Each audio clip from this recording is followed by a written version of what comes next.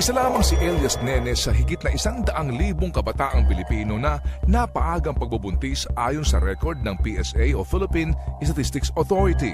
Araw-araw, nasa 504 per day na 10 hanggang 19 na taong kabataan ang nanganganak. Ang pinakamaraming bilang ay sa Calabarzon, Region 4. Siya ang pinakamalaking population kung kaya doon lumalabas na pinakamataas. The world today is very alarming. It is sad to see as a teenager that my fellow teens are ruining their life and the phase of life or their journey. Teenage pregnancy and creating family at such a young age? Netizens, especially the teens, this situation must come to an end, or at least be controlled. If you have remembered, Dr. Jose Rizal once addresses in his poem that kabataan ang pag-asa ng bayan. We are the hope of our nation. Today's society, teenage family or pregnancy is a common problem. But even in the past, traces of the incidents are in surface, but it's unlikely to happen.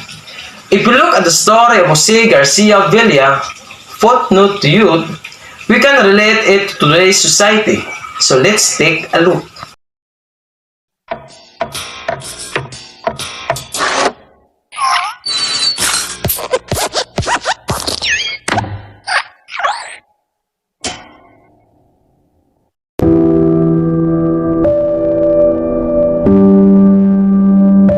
The story evolves around the main character of the story named Dodong, who lives an ordinary life working in a farm. He is just 17 years old, still young and still has pimples on his face, but he thought he's already a man enough to take a bigger responsibility. He asked his father boldly that he want to marry Taeyang, the love of his life.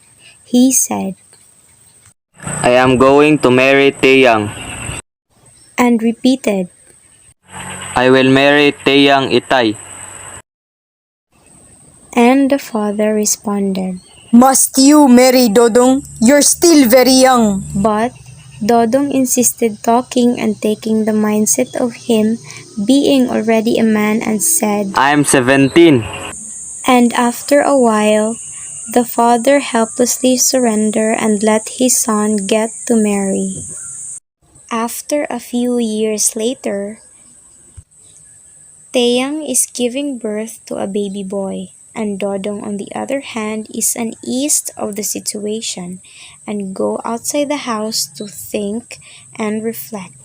When his parents called up to see the baby, he felt embarrassed of his youthful paternity and feel guilty of his decisions towards them. But that emotion was replaced with gladness as the baby starts crying.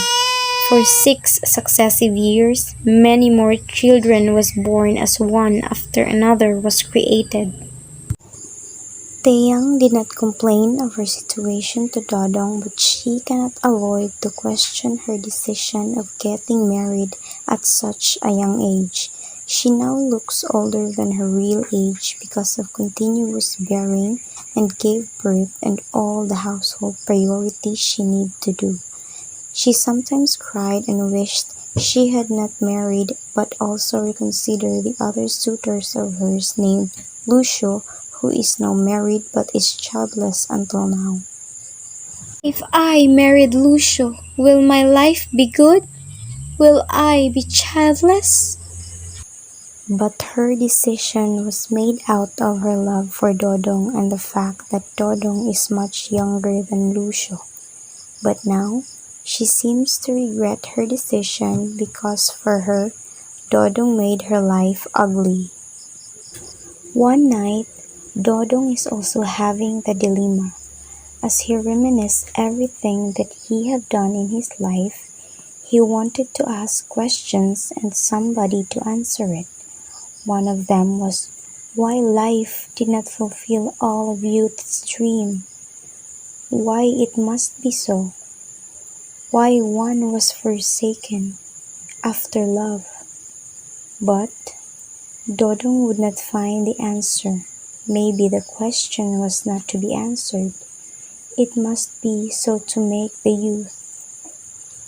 Youth must be dreamfully sweet. Dreamfully sweet. When his son Blas was in his 18, he saw him one night struggling to fall asleep, so he called him up and told him to fall asleep. But then Blas uttered, I want to marry Tina, Itay. the same situation of what Dodong have done on his teens, reciprocating the situation, and now he truly understand why his father was against him marrying at a young age.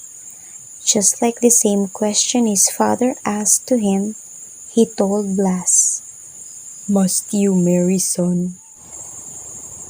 and just like him, his son answered. I will marry Tina. Do you have objections, Itay? Dodong was speechless and helplessly responds, None, son. But in his mind, he helplessly called to God that he doesn't want Blas to get married and undergo another tiring and regretful situation just like what he has.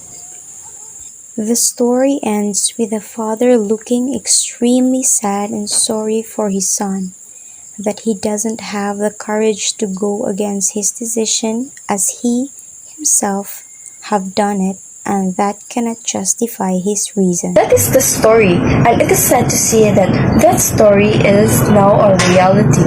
Through the story Footnote to Youth, Jose Garcia wrote to us this masterpiece to be awakened.